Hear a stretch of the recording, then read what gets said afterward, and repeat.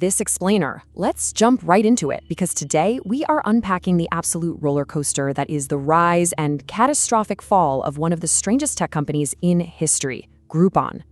We are talking about a company that grew faster than almost any business before it, racking up 35 million subscribers at lightning speed, pulling off a massive IPO, and then, almost as quickly, watching the whole thing go up in smoke. It is a wild, wild story of systemic accounting fraud, outrageous false advertising, and a business model that was fundamentally flawed from day one. To really wrap your head around the scale of this missed opportunity, just look at this number. Over $5.7 billion. That was the exact acquisition offer on the table from Google in late 2010. I mean, it would have been the largest internet acquisition in history at the time. The board members stood to gain hundreds of millions of dollars instantly. But get this. Fearful of an antitrust review that could take months, the founders made a shocking decision. They killed the deal. They walked away from billions in cash, honestly believing they were the best company in the world and could be worth 10 times more. And for a hot second, it kind of looked like they were right.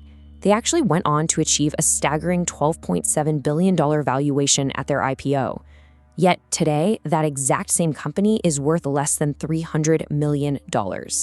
So the big question we have to answer today is, how does a $12 billion giant lose absolutely everything? How does so much value literally just evaporate into thin air? Well, here is our roadmap for today's explainer. First, the billion-dollar mirage. Second, the advertising facade. Third, the accounting fiction. And finally, the house of cards collapses. All right, let's kick things off with part one, the billion-dollar mirage, building the hype. You know, the core business concept that founders Andrew Mason and Eric Lefkofsky used to build their platform was this idea called the bargaining power of buyers. And honestly, the idea is brilliant in its simplicity. Think about it. If you're just one customer trying to get a deal, you have zero leverage. But if you gather thousands of customers together and approach a business as a massive collective, well, suddenly you have all the power to force prices in your direction. And they operationalize that concept through a seemingly perfect three-step model. Step 1. Groupon gathers a massive email list of eager buyers. Step 2. They get a local merchant, like a neighborhood restaurant, to offer a steep 50% discount. Step 3. Customers buy the voucher through Groupon. Groupon collects all the money, keeps half of it as their cut, and passes the rest to the merchant. The customer gets a great deal. The merchant theoretically gets a flood of new customers, and Groupon gets rich, right? It fueled explosive early growth, pushing them to $1 billion in sales faster than any business before it. But it was hiding a massive, fatal flaw.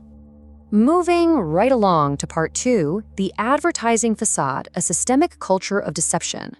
So picture this, it's February 2011, and Groupon decides to run 3 incredibly tone-deaf Super Bowl commercials.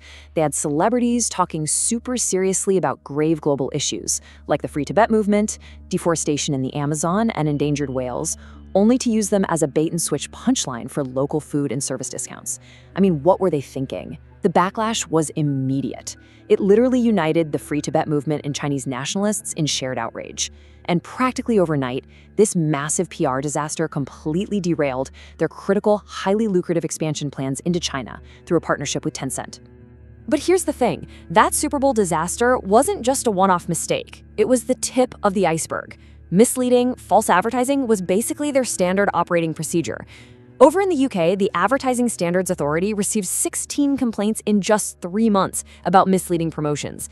That resulted in 48 advertising code breaches in less than a year. Meanwhile, back in the US, the FTC was sitting on over 140 complaints about false advertising and fake deals. State investigators were even questioning if their expiring vouchers were legal.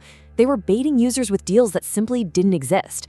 This was a deliberate, systemic strategy of deception happening exactly when they were trying to convince investors to buy into their IPO. Which brings us to the financial side of things in part 3, the accounting fiction, hiding the losses. When the SEC finally started poking around Groupon's finances, they found some giant red flags. Groupon was out there boasting a reported revenue of $1.52 billion. How? By reporting the full value of every single deal sold before the merchants even took their cut. But obviously, that wasn't real money that Groupon actually kept. Under standard accounting rules, their actual adjusted revenue was less than half of that, just $688 million. They were dramatically inflating their numbers to make the company look like an unstoppable hyper-growth juggernaut. And you won't believe this, but it actually gets worse. That $688 million figure, still highly questionable. Why? Because Groupon literally just invented its own accounting metric out of thin air, which they called ACS-SOI. Instead of treating their massive marketing costs as a normal operating expense like any other company, they magically classified them as a long-term investment. I mean, this is a fundamental violation of how businesses are supposed to report finances. By doing this, they made their severe unprofitability just disappear on paper. Losses looked tiny, profits looked huge. It was pure systemic accounting fraud designed to push their valuation into the stratosphere. All right, time to see how it all fell apart in Part 4. The House of Cards collapses, reality catches up. To really grasp the toxic culture driving this financial fraud, you have to hear this leaked email from co-founder Eric Lefkofsky, which was actually about a previous .com company he ran. He wrote, quote, "Let's be wildly positive in our forecasts. Let's take this thing to the extreme. If we get whacked on the ride down, who gives a blank? The time to get radical is now," end quote. Reporters dug into his past and found allegations of driving companies to near bankruptcy just to buy them on the cheap. That reckless win-at-all-costs attitude, that was the exact same DNA he brought to Groupon, completely driving their fraudulent accounting and aggressive marketing tactics. So how did that reckless culture finally hit a brick wall? Well, first, research from Harvard Business School showed that local merchants were actually losing money on Groupon deals. They were bleeding cash, so they just stopped signing up. Second, studies from Boston University analyzed thousands of deals and found that customer ratings for businesses dropped 10 to 20% when using Groupon. And then the financial reality finally hit.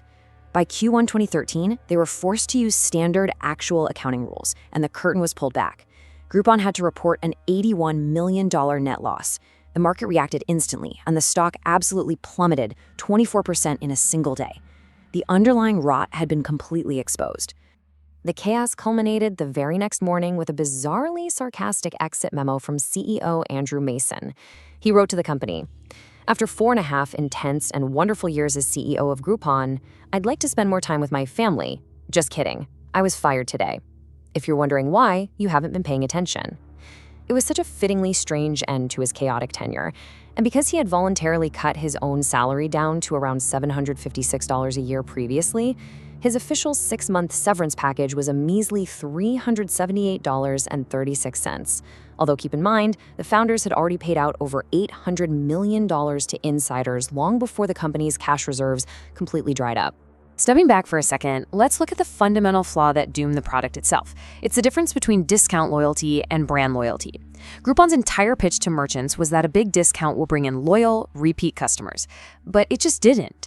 Customers using the platform weren't loyal to the local restaurant or the local salon. They were only loyal to the cheap price. The moment the discount disappeared, the customer vanished. The company tried everything to pivot later, even offering a completely unhinged deal for a submarine dive to the Titanic with a Leonardo DiCaprio impersonator, but nothing could fix a core product that trained customers to chase discounts instead of building genuine brand loyalty. Which brings us to a crucial question for you to take away from this explainer.